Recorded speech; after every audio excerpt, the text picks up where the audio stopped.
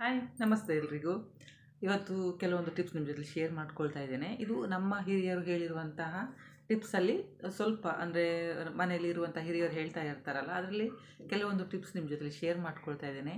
ಅಂದರೆ ಇದರಲ್ಲಿ ನಾನು ಹೇಳುವಂಥದ್ದಲ್ಲಿ ನಮ್ಮ ಚರ್ಮದ ಆರೈಕೆ ಆಗಲಿ, ನಮ್ಮ ದೇಹದ ಆರೈಕೆ ಅಥವಾ ನಮ್ಮ ಅಂದರೆ ಒಂದು ಸಲ ಹೆಲ್ತ್ ಅಪ್ಸೆಟ್ ಆಗ್ತದಲ್ಲ, ಒಂದು ಚಿಕ್ಕ ಚಿಕ್ಕ ಇದು ಹೋಮ್ ರೆಮಿಡೀಸ್ ಎಲ್ಲ ಅಂದರೆ ಮನೆ ಮದ್ದನ್ನು ಮಾಡಿಕೊಂಡು ನಾವು ಯಾವ ಥರ ಗುಣಪಡಿಸ್ಕೊಳ್ಬೋದು ಅಂತೇಳಿ. ಹಾಗೆಯೇ ಯಾರಾದರೂ ಹೊಸಬ್ರು ನನ್ನ ಚಾನಲ್ ನೋಡ್ತಾ ಇದ್ದರೆ ಪ್ಲೀಸ್ ಸಬ್ಸ್ಕ್ರೈಬ್ ಮಾಡಿಕೊಂಡು ವಿಡಿಯೋ ನೋಡಿ, ಹಾಗೆ ಲೈಕ್ ಮಾಡಿ, ಶೇರ್ ಮಾಡಿ, ಕಮೆಂಟ್ ಮಾಡೋದನ್ನು ಮರಿಬೇಡಿ. ಯಾಕಂತೇಳಿದರೆ ನಾನು ಹೇಳಿರುವಂಥ ಒಂದು ಈ ಚಿಕ್ಕ ಚಿಕ್ಕದೊಂದು ಮನೆ ಮದ್ದಾಗಲಿ ಅಥವಾ ಟಿಪ್ಸ್ ಆಗಲಿ ನಿಮಗೆಲ್ಲರಿಗೂ ಸಹ ಒಂದು ಹೆಲ್ಪ್ ಆಗ್ಬೋದು ಅನ್ನೋ ಒಂದು ನನಗೆ ಇದರಲ್ಲಿ ನಾನು ನಿಮ್ಮ ಜೊತೆಲಿ ಹಂಚ್ಕೊಳ್ತಾ ಇದ್ದೇನೆ. ಖಂಡಿತವಾಗ್ಲೂ ನೀವು ಟ್ರೈ ಮಾಡಿ ನೋಡಿ.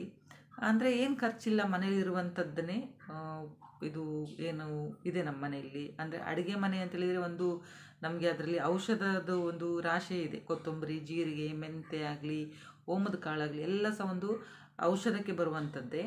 ಅದರಿಂದಲೇ ನಾವು ಹೇಗೆ ನಮ್ಮ ಆರೋಗ್ಯನ ಕಾಪಾಡ್ಕೊಳ್ಬೋದು, ಅಂದರೆ ಚಿಕ್ಕದು ಒಂದು ಇದು ಸ್ಟಾರ್ಟ್ ಆಗುವಾಗಲೇ ಯಾವ ಥರ ನಾವು ಕಮ್ಮಿ ಮಾಡ್ಕೊಳ್ಬೋದು ಅಂತ ಖಂಡಿತವಾಗ್ಲೂ ನಿಮಗೆಲ್ಲರಿಗೂ ಸಹ ಇಷ್ಟ ಆಗ್ತದೆ ಅಂದ್ಕೊಳ್ತೇನೆ ನಾನು. ಕೆಲವೊಬ್ಬರಿಗೆ ಗಂಟು ನೋವು ಅಥವಾ ಕಾಲು ನೋವು, ಅಂದರೆ ಈಗ ಕೆಳಗಡೆ ಪಾದದ ಹತ್ರ ನೋವು, ಕೈ ನೋವು, ಗಂಟು ನೋವೆಲ್ಲ ಬರ್ತದಲ್ಲ, ಮತ್ತು ಸ್ವಲ್ಪ ಬಾತಿದ ಹಾಗೆ ಏನಾದರೂ ಇದ್ದರೆ ನೀವು ಈ ಉಪ್ಪುಂಟಲ್ಲ, ಉಪ್ಪನ್ನು ತೆಂಗಿನ ಎಣ್ಣೆಯಲ್ಲಿ ಹಾಕಿ ಸ್ವಲ್ಪ ಬಿಸಿ ಮಾಡ್ಕೊಳ್ಬೇಕು. ಆ ಬಿಸಿ ಮಾಡಿದ ಎಣ್ಣೆಯನ್ನು ಸ್ವಲ್ಪ ನೀವು ಮಸಾಜ್ ಮಾಡಿಕೊಂಡ್ರೆ ನೋವು ಸ್ವಲ್ಪ ಕಮ್ಮಿ ಆಗ್ತಾ ಹೋಗ್ತದೆ. ಖಂಡಿತ ಟ್ರೈ ಮಾಡಿ ನೋಡಿ. ಈ ಟಿಪ್ಸ್ ನಿಮಗೆ ಇಷ್ಟ ಆಗಿದೆ ಅಂದ್ಕೊಳ್ತೇನೆ. ಇಷ್ಟ ಆದಲ್ಲಿ ಲೈಕ್ ಮಾಡೋದನ್ನು ಮರಿಬೇಡಿ. ಆಮೇಲೆ ಈ ಬೇಸಿಗೆಗಾಲದಲ್ಲಿ ನೋಡಿ, ನಾವು ತುಂಬ ಇದು ಎಳ್ಳಿನ ಜ್ಯೂಸ್ ಎಲ್ಲ ಕುಡಿತೇವೆ. ಹಾಗೆಯೇ ಈಗ ಎಳ್ಳಿನ ಜ್ಯೂಸ್ ವಾರದಲ್ಲಿ ಒಂದು 2-3 ಸಲ ಕುಡಿಬೋದು. ಅಂದರೆ ಈಗ ನಮಗೆ ತುಂಬ ಹೀಟ್ ಆದಾಗೆಲ್ಲ ಎಳ್ಳನ್ನು ಸ್ವಲ್ಪ ಮಿಕ್ಸ್ ಜಾರಲ್ಲಿ ಹಾಕಿ ಸ್ವಲ್ಪ ಬೆಲ್ಲ ಎಲ್ಲ ಹಾಕಿ ಜ್ಯೂಸ್ ಮಾಡಿ ಕುಡಿಯೋದ್ರಿಂದ ಬಾಡಿ ತಂಪಾಗ್ತದೆ ಮತ್ತು ಸ್ವಲ್ಪ ಸ್ಟ್ರೆಂತ್ ಸಹ ಸಿಗ್ತದೆ ಅದರಲ್ಲಿ. ಖಂಡಿತ ಈ ಟಿಪ್ಸ್ ನಿಮಗೆ ಇಷ್ಟ ಆಗಿದೆ ಅಂದ್ಕೊಳ್ತೇನೆ. ಖಂಡಿತ ಟ್ರೈ ಮಾಡಿ ನೋಡಿ. ಹಾಗೆಯೇ ಗಂಟಲು ನೋವು, ಕಫ ಕಟ್ಟಿದೆ ಅಂತ ಹೇಳಿದರೆ ನೀವು ಓಂ ಕಾಳನ್ನು ಸ್ವಲ್ಪ ವೀಳ್ಯದೆಲೆಯಲ್ಲಿ ಹಾಕಿ ಅದನ್ನು ತಿಂತಾ ಬರ್ಬೋದು. ತಿಂತಾ ಬಂದಾಗ ನಿಮಗೆ ಈಗ ಗಂಟಲು ನೋವಾಗಲಿ, ಕಫದ ಪ್ರಾಬ್ಲಮ್ ಏನಾದರೂ ಇದ್ದರೆ ಸಹ ಕಮ್ಮಿ ಆಗ್ತಾ ಹೋಗ್ತದೆ. ಈಗ ಮಳೆಗಾಲ ಅಲ್ವಾ, ಕೆಲವೊಬ್ಬರಿಗೆ ಇದು ನಮ್ಮ ಇಂಗ್ಲೀಷ್ ಮೆಡಿಸಿನ್ ಎಲ್ಲ ಆಗೋದಿಲ್ಲ. ಈ ಥರ ಅಂದರೆ ಮನೆಯಲ್ಲಿಯೇ ಒಂದು ಇದು ಮನೆ ಮದ್ದನ್ನೆಲ್ಲ ಮಾಡಿಕೊಟ್ರೆ ಆಯುರ್ವೇದಿಕ್, ಇದರಿಂದ ಸೈಡ್ ಎಫೆಕ್ಟ್ ಏನಿಲ್ಲ ನೋಡಿ. ಇದು ಓಮದ ಕಾಳೆಲ್ಲ ನಮ್ಮ ಡೈಜೆಷನಿಗೆ ತುಂಬ ಒಳ್ಳೆಯದು. ಖಂಡಿತ ನೀವು ಇದನ್ನು ಟ್ರೈ ಮಾಡಿ ನೋಡ್ಬೋದು.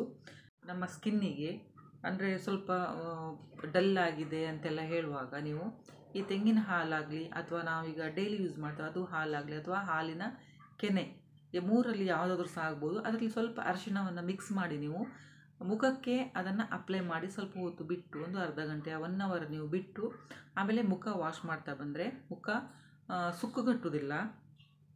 ಹಾಗೆಯೇ ತುಂಬ ಶೈನಿಂಗ್ ಸಹ ಬರ್ತದೆ. ಖಂಡಿತ ಇದನ್ನು ಸಹ ನೀವು ಫಾಲೋ ಮಾಡಿ ನೋಡ್ಬೋದು. ಇನ್ನು ಈಗೀಗ ಕೆಲವರಿಗೆ ಅಂದರೆ ಈಗಿನ ಹುಡುಗಿಯರಿಗೆ ಪೀರಿಯಡ್ಸ್ ಇದು ತುಂಬ ಪ್ರಾಬ್ಲಮ್ ಆಗ್ತದಲ್ವ.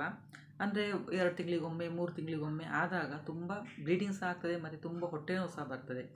ಆದ ಕಾರಣ ನೀವು ಇದು ಜೀರಿಗೆ ಕಷಾಯ ಮಾಡಿ ಕುಡಿಬೋದು.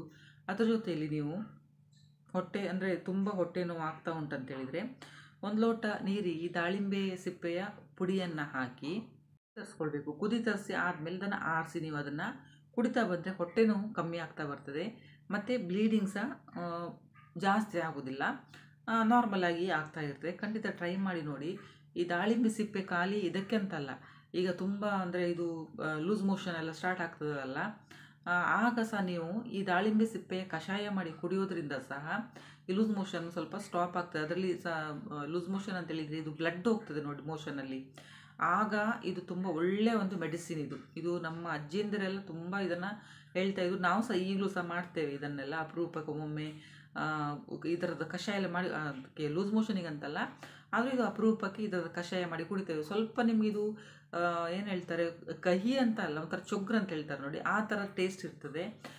ದಾಳಿಂಬೆ ಅಂದರೆ ಬೆಳೆದಿದ್ದು ದಾಳಿಂಬೆದು ಸಿಪ್ಪೆ ಏನಾದರೂ ಇದ್ದರೆ ನೀವು ಅದನ್ನು ಚೆಂದ ಮಾಡಿ ಬಿಸಿಲಲ್ಲಿ ಒಣಗಿಸಿ ಅದನ್ನು ಪೌಡರ್ ಮಾಡಿ ಇಟ್ಕೊಳ್ಳಿ. ಇದು ಯಾವಾಗಲೂ ನಿಮಗೆ ಉಪಯೋಗಕ್ಕೆ ಬರುವಂಥದ್ದು. ರಾಗಿ ತಿಂದವರು ಯಾವಾಗಲೂ ಆರೋಗ್ಯವಂತರಾಗಿರುತ್ತೆ ಅಂತ ಹೇಳ್ತಾರೆ. ನೀವು ಆದಷ್ಟು ಡೈಲಿ ರಾಗಿಯನ್ನು ಯೂಸ್ ಮಾಡ್ತಾ ಬಂದರೆ ತುಂಬ ಒಳ್ಳೆಯದು. ಮೆಂತೆಯನ್ನು ಸಹ ರಾತ್ರಿ ನೆನೆಸಿಟ್ಟು ಬೆಳಿಗ್ಗೆ ಖಾಲಿ ಹೊಟ್ಟೆಗೆ ತಿಂತಾ ಬರೋದ್ರಿಂದ ತುಂಬ ಒಳ್ಳೆಯದು. ಹಾರ್ಮೋನ್ ಪ್ರಾಬ್ಲಮ್ ಇದ್ದರೆ ಸಹ ಕಮ್ಮಿ ಆಗ್ತಾ ಹೋಗ್ತದೆ. ಗಂಡಸರಿಗಾಗಲಿ ಹೆಂಗಸರಿಗೆ ಇಬ್ಬರೂ ಸಹ ಇದನ್ನು ತಿನ್ಬೋದು. ಖಾಲಿ ಹೆಂಗಸರಂತಲ್ಲ, ಗಂಡಸರು ಸಹ ಇದನ್ನು ತಿಂತಾ ಬರ್ಬೋದು. ಇದರಿಂದ ಹಾರ್ಮೋನ್ ಏನಾದರೂ ಪ್ರಾಬ್ಲಮ್ ಇದ್ರೂ ಸಹ ಸಾಲ್ವ್ ಆಗ್ತಾ ಹೋಗ್ತದೆ. ಮತ್ತು ನಮ್ಮ ಹೆಲ್ತ್ ಕಂಡೀಷನ್ಸ್ ಸಹ ಸ್ವಲ್ಪ ಇಂಪ್ರೂವ್ ಆಗ್ತಾ ಹೋಗ್ತದೆ ಇದರಿಂದ.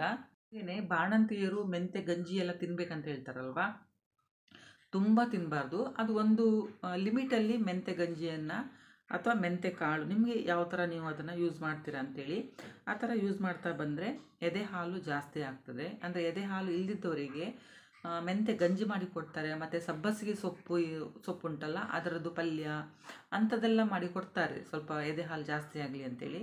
ಖಂಡಿತ ಇದನ್ನು ಸಹ ನೀವು ಟ್ರೈ ಮಾಡಿ ನೋಡ್ಬೋದು. ಈ ಟಿಪ್ಸ್ ನಿಮಗೆ ಇಷ್ಟ ಆಗಿದೆ ಅಂದ್ಕೊಳ್ತೇನೆ. ಹಾಗೆಯೇ ಜಾಸ್ತಿಯಾಗಿ ಇದು ಕಲ್ಲಂಗಡಿ ಹಣ್ಣು ಅಂದರೆ ವಾಟರ್ ಮೆಲನ್ನು, ಆಮೇಲೆ ಖರ್ಜೂರ ಅಂಥದ್ದೆಲ್ಲ ತಿಂತಾ ಬಂದರೆ ನಮ್ಮ ಕಿಡ್ನಿಯಲ್ಲಿರುವಂತಹ ಇದು ಕಲ್ಲು ಸಹ ಹೊರಗಡೆ ಹೋಗ್ತದೆ ಅಂತ ಹೇಳ್ತಾರೆ. ಅದರ ಜೊತೆಲಿ ಬಾರ್ಲಿ ನೀರು, ಆಮೇಲೆ ಇದು ಹುರುಳಿಕಾಳಿದು ಸಾರು ಅಂಥದ್ದೆಲ್ಲ ತಿಂತಾ ಬಂದರೆ ನಮ್ಮ ಕಿಡ್ನಿಯಲ್ಲಿ ಯಾವುದೇ ಥರದ್ದೊಂದು ಇನ್ಫೆಕ್ಷನ್ ಇದ್ದರೂ ಸಹ ಹೊರಟೋಗ್ತದೆ. ಆಮೇಲೆ ಕಲ್ಲಿದ್ದರೂ ಸಹ ಹೊರಟೋಗ್ತದೆ. ಅದ್ರ ಜೊತೆಯಲ್ಲಿ ಇದು ಬಾಳೆ ದಿಂಡು ಉಂಟಲ್ಲ, ಅದು ಸಹ ಯೂಸ್ ಮಾಡಿದರೆ ಸಹ ತುಂಬ ಒಳ್ಳೆಯದು. ಖಂಡಿತ ಈ ಟಿಪ್ಸ್ ನಿಮಗೆ ಇಷ್ಟ ಆಗಿದೆ ಅಂದ್ಕೊಳ್ತೇನೆ. ಹಾಗೆಯೇ ಇದು ನಾನೀಗ ಹೇಳಿದ್ದು ತುಂಬ ಜನರಿಗೆ ಒಂದು ಉಪಯೋಗ ಆಗುವಂಥದ್ದೇ. ಖಂಡಿತ ಆದಷ್ಟು ಶೇರ್ ಮಾಡಿ, ಯಾರಿಗಾದೊಂದು ಹೆಲ್ಪ್ ಆಗಲಿ. ನೋಡಿ, ಇದು ಹೊಟ್ಟೆ ಹುಳದ್ದು ಕಾರಣಕ್ಕೆ ಸಹ ಚಿಕ್ಕ ಮಕ್ಕಳಿಗೆ ವಾಮಿಟ್ ಎಲ್ಲ ಸ್ಟಾರ್ಟ್ ಆಗ್ತಲ್ಲ, ಚಿಕ್ಕ ಮಕ್ಕಳು ದೊಡ್ಡವರಿಗೆ ಸಹ ಇದನ್ನು ನೀವು ಬಳಸ್ಬೋದು.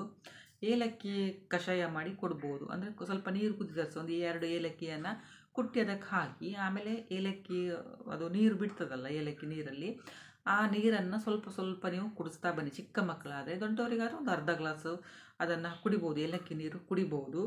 ಖಂಡಿತ ಟ್ರೈ ಮಾಡಿ ನೋಡಿ. ಹಾಗೆಯೇ ನೀವು ನಿಂಬೆಹಣ್ಣಿನ ಪಾನಕ ಮಾಡಿದರೆ ಅದರಲ್ಲಿ ಸಹ ನೀವು ಏಲಕ್ಕಿ ಇದು ಪುಡಿ ಉಂಟಲ್ಲ, ಅದನ್ನು ಸಹ ನೀವು ಅದಕ್ಕೆ ಮಿಕ್ಸ್ ಮಾಡಿ ಕುಡಿಬೋದು. ಅದಕ್ಕೆ ಬೇಕಂತೇಳಿದರೆ, ಒಂದು ವೇಳೆ ನಿಮಗೆ ವಾಮಿಟ್ ಮಾಡಿ ಮಾಡಿ BP ಲೋ ಆಗ್ತದೆ ಅಂತ ಹೇಳಿದರೆ, ಒಂದು ಸಣ್ಣ ಕಲ್ಲುಪ್ಪನ್ನು, ಜಾಸ್ತಿ ಅಲ್ಲ, ಸಣ್ಣದೊಂದು ಕಲ್ಲುಪ್ಪು ಸಹ ಅದಕ್ಕೆ ಮಿಕ್ಸ್ ಮಾಡಿ ನೀವು ಕುಡಿತಾ ಬಂದರೆ ಸಹ ತುಂಬ ಇಂಪ್ರೂವ್ ಆಗ್ತದೆ. ಖಂಡಿತ ಟ್ರೈ ಮಾಡಿ ನೋಡಿ. ಹಾಗೆಯೇ ಈಗ ಹೇಳು ಟಿಪ್ಸ್ ಉಂಟಲ್ಲ, ಇದು ನಾನು ತುಂಬ ಒಂದು ನೋಡಿದ್ದೇನೆ. ಇದು ಬಾಳೆಹಣ್ಣು ನಾವು ತಿಂತೇವೆ, ಬಾಳೆಹಣ್ಣು ತಿಂದು ನಾವು ಸಿಪ್ಪೆಯನ್ನು ಬಿಸಾಡ್ತೇವೆ. ಅದು ಕೆಲವರಿಗೆ ಅದರದ್ದು ಟಿಪ್ಸ್ ಗೊತ್ತುಂಟು. ಅದು ಅಂದರೆ ಆ ಸಿಪ್ಪೆಯಿಂದ ನಮ್ಮ ಮುಖ ಮಸಾಜ್ ಮಾಡ್ಬೋದು, ಅಥವಾ ಕೈದು ಉಂಟಲ್ಲ ಗಂಟೆಲ್ಲ ಮಸಾಜ್ ಮಾಡಿದರೆ ಕ್ಲೀನ್ ಆಗ್ತದೆ. ಇದು ಇಲ್ಲೆಲ್ಲ ಕಪ್ಪಿರ್ತದಲ್ಲ ಒಬ್ಬರಿಗೆ, ಅದೆಲ್ಲ ಕ್ಲೀನ್ ಆಗ್ತಾ ಹೋಗ್ತದೆ. ಖಂಡಿತ ಅದನ್ನು ಸಹ ನೀವು ಟ್ರೈ ಮಾಡಿ ನೋಡ್ಬೋದು. ಹಾಗೆಯೇ ನಮಗೆ ಯಾವ ಭಾಗದಲ್ಲಿ ನೋವು ಉಂಟು ಅಲ್ಲಿ ನೀವು ಈ ಬಾಳೆಹಣ್ಣಿನ ಸಿಪ್ಪೆ ಉಂಟಲ್ಲ, ಅದನ್ನು ಇಟ್ಟು ಒಂದು 30 ನಿಮಿಷ ಹಾಗೇ ಬಿಟ್ಟು ತೆಗೆಯೋದ್ರಿಂದ ನೋವು ಕಮ್ಮಿ ಆಗ್ತದೆ. ಖಂಡಿತ ಇದನ್ನು ಸಹ ನೀವು ಟ್ರೈ ಮಾಡಿ ನೋಡ್ಬೋದು. ಹಾಗೆಯೇ ಒಬ್ಬರಿಗೆ ಇದು ತಲೆ ತಿರುಗೋದು ಅಂಥದ್ದೆಲ್ಲ ಸ್ಟಾರ್ಟ್ ಆಗ್ತದೆ. ಸೆಕೆ ತುಂಬ ಇರುವಾಗ ಸಹ ಪ್ರಾಬ್ಲಮ್ ಸ್ಟಾರ್ಟ್ ಆಗ್ತದೆ, ಇಲ್ಲ ವೀಕ್ನೆಸ್ಸಿಗೆ ಸ್ಟಾರ್ಟ್ ಆಗ್ತದೆ. ಹಾಗೆಯೇ BP ಲೋ ಆಗಲಿ, BP ಹೈ ಆದರೂ ಸಹ ಒಮ್ಮೊಮ್ಮೆ ತಲೆ ತಿರುಗಲಿಕ್ಕೆ ಸ್ಟಾರ್ಟ್ ಆಗ್ತದೆ. ಈಗ BP ಹೈ ಆದಾಗ ಉಪ್ಪು ಹಾಕ್ಕೊಳ್ಬಾರ್ದು. ಆಗ ನೀವು ನಿಂಬೆಹಣ್ಣಿನ ಶರ್ಬತ್ತನ್ನು ಮಾಡಿ ಅದಕ್ಕೆ ಸ್ವಲ್ಪ ಸಕ್ಕರೆ ಉಪ್ಪು ಹಾಕಿ ಕುಡಿಬೋದು. ಒಂದು ವೇಳೆ ನಿಮಗೆ BP ಲೋ ಆಗಿ ಅಥವಾ ವೀಕ್ನೆಸ್ ಆಗ್ತಾ ಉಂಟಂತೇಳಿದರೆ ಈ ಥರ ಮಾಡಿ ಕುಡಿಬೋದು. ಅದರಿಂದ ಸ್ವಲ್ಪ ಕಮ್ಮಿ ಆಗ್ತಾ ಹೋಗ್ತದೆ. ಹಾಗೆಯೇ ಈ ತುಳಸಿ ರಸದ ಜೊತೆಯಲ್ಲಿ ನೀವು ಅಲೋವೆರಾ ರಸನ ಮಿಕ್ಸ್ ಮಾಡೋದ್ರಿಂದ ಬೊಜ್ಜು ಕಮ್ಮಿ ಆಗ್ತದೆ. ಮತ್ತು ಥೈರಾಯ್ಡಿದು ಏನಾದರೂ ಪ್ರಾಬ್ಲಮ್ ಇದ್ದರೂ ಸಹ ಅದು ಕಮ್ಮಿ ಆಗ್ತಾ ಹೋಗ್ತದೆ. ಇದು ಒಂದು ಬೆನಿಫಿಟ್ ಅಂತಲೇ ಹೇಳ್ತೇನೆ. ಇದರಿಂದ ಸೈಡ್ ಎಫೆಕ್ಟ್ ಏನೂ ಇಲ್ಲ ನೋಡಿ. ಈಗ ನಾನು ಹೇಳಿದ್ರು ನಿಮಗೆ ಮನೆಮದ್ದಲ್ಲಿ ಯಾವುದೇ ಥರದೊಂದು ಸೈಡ್ ಎಫೆಕ್ಟ್ ಇಲ್ಲ. ಖಂಡಿತ ನಿಮಗೆಲ್ಲರಿಗೂ ಸಹ ಯೂಸ್ಫುಲ್ ಆಗಿದೆ ಅಂದ್ಕೊಳ್ತೇನೆ. ಆದಷ್ಟು ಶೇರ್ ಮಾಡಿ, ಯಾರಿಗಾದರೂ ಇದು ಒಂದು ಉಪಯೋಗ ಆಗಲಿ ಅಂತ. ಈ ಪುಟ್ಟ ವಿಡಿಯೋ ನಿಮಗೆ ಹೇಗೆ ಅನ್ನಿಸ್ತು ಅಂತೇಳಿ ಕಮೆಂಟ್ ಮಾಡಿ ಹೇಳಿ. ವಿಡಿಯೋ ನೋಡಿದ್ದಕ್ಕೆ ಥ್ಯಾಂಕ್ ಯು.